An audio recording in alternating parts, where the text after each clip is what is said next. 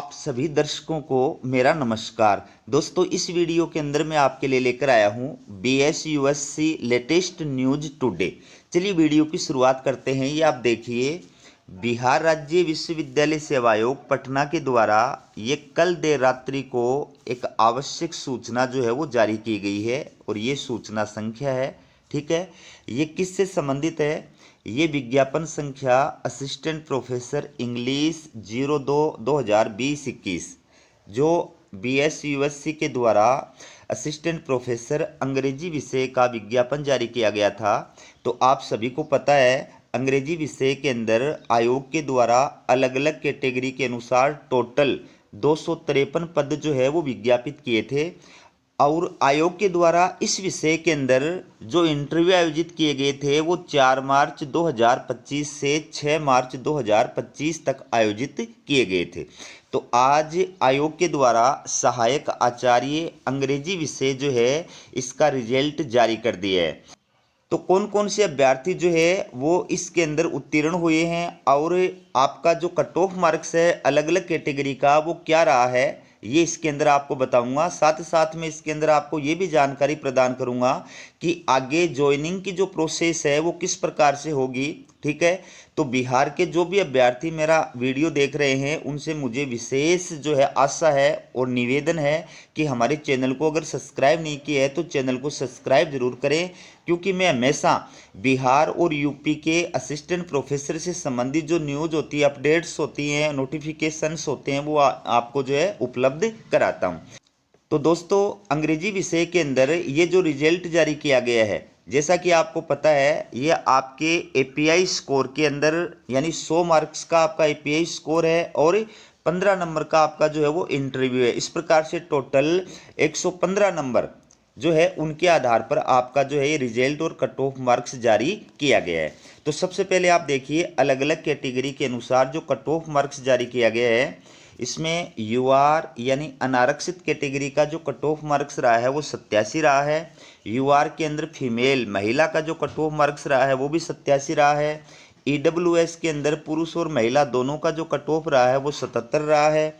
BC category के अंदर पुरुष और महिला दोनों का जो कट ऑफ है वो 76 रहा है और EBC कैटेगरी के अंदर पुरुष और महिला दोनों का जो कट ऑफ रहा है वो समान रहा है यानी 67 रहा है। बात करें SC की, तो SC के अंदर भी पुरुष और महिला दोनों का कट ऑफ 29 रहा है। ST के अंदर 35 कट ऑफ मार्क्स रहा है। WBC के अंदर 70 कट ऑफ मार्क्स रहा है। VI के अंदर 55 कट ऑफ मार्क्स रहा है। FFD के अंदर 56 कट ऑफ मार्क्स रहा है। तो ये अलग अलग जो है आरक्षित कैटेगरी के अनुसार आयोग के द्वारा अंग्रेजी विषय का कट ऑफ मार्क्स जारी किया है। अब आप देखिए, इस विषय के अंदर जिन अभ्यर्थियों का सिलेक्शन हुआ है, सबसे पहले अनारक्षित जो कैटेगरी है UR कैटेगरी के अंदर कौन कौन अभ्यर्थी जो है वो सिलेक्ट हुए हैं, इसमें अभ्यर्थियों के यूनिक ID नंबर दिए गए हैं। ये जिन अभ्यर्थियों के यूनिक ID नंबर जो है आप देख रहे हैं, इन सभी अभ्यर्थियों का अनारक्षित कैटेगरी के अंदर असिस्टेंट प्रोफेसर अंग्रेजी विषय के अंदर जो है वो सिलेक्शन हुआ है, ठीक है। इसके बाद में अगली जो कैटेगरी है ये है आर्थिक रूप से कमजोर वर्ग यानी EWS। तो इस कैटेगरी के अंदर जिन अभ्यर्थियों का सिलेक्शन हुआ है, चाहे वो पुरुष अभ्यर्थी है चाहे वो महिला अभ्यर्थी है, उनके कट ऑफ मार्क्स आपको बताए हैं और ये आपका जो है रिजल्ट है। इसके बाद में पिछड़ा वर्ग यानी BC कैटेगरी के अंदर जिन अभ्यर्थियों का सिलेक्शन हुआ है, पुरुष और महिला, उनके यूनिक ID नंबर जो है वो आप देख सकते हैं। ये इंग्लिश विषय के अंदर सिलेक्टेड अभ्यर्थी हैं। इसके पश्चात देखिए, अत्यंत पिछड़ा वर्ग यानी EBC कैटेगरी के अंदर जो चयनित पुरुष और महिला अभ्यर्थी हैं, उनके यूनिक ID नंबर हैं।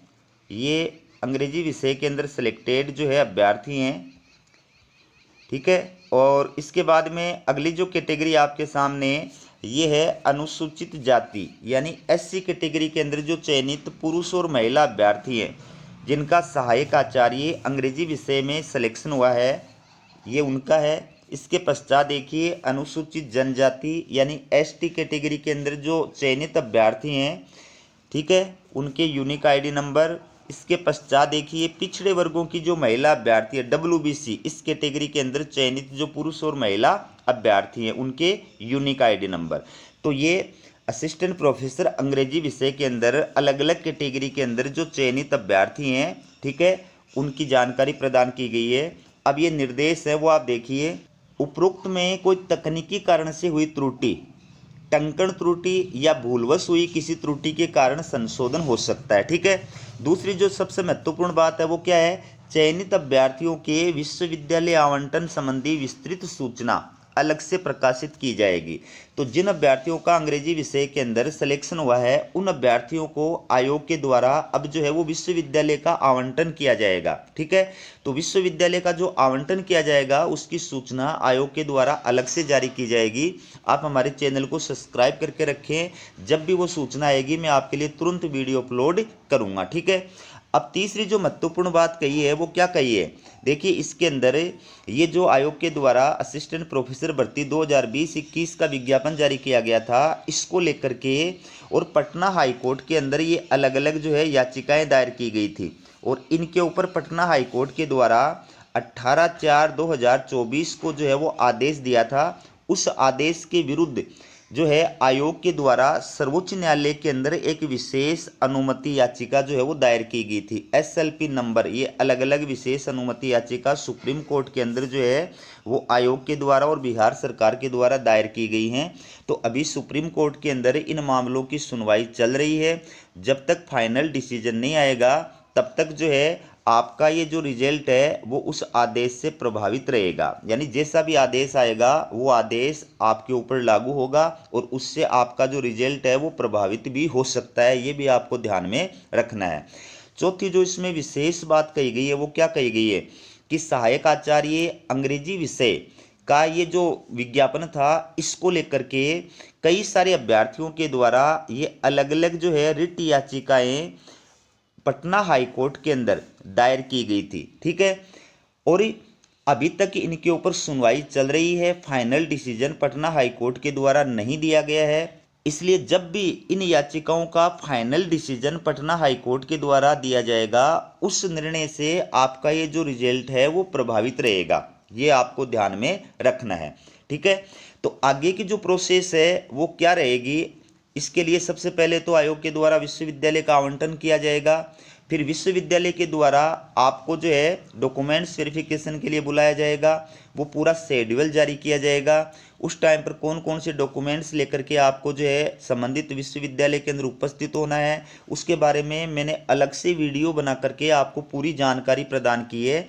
आप चाहें तो इसी प्लेलिस्ट पर जा कर के वो वीडियो जो है वो देख सकते हैं ताकि आपको पता चल जाए कि ज्वाइनिंग की प्रोसेस जो है वो क्या रहेगी। तो ये थी आपके लिए BSc USC latest news today. इसी प्रकार की अपडेट पाने के लिए चैनल को सब्सक्राइब जरूर कीजिएगा। हमारा वीडियो देखने के लिए आप सभी का बहुत बहुत धन्यवाद।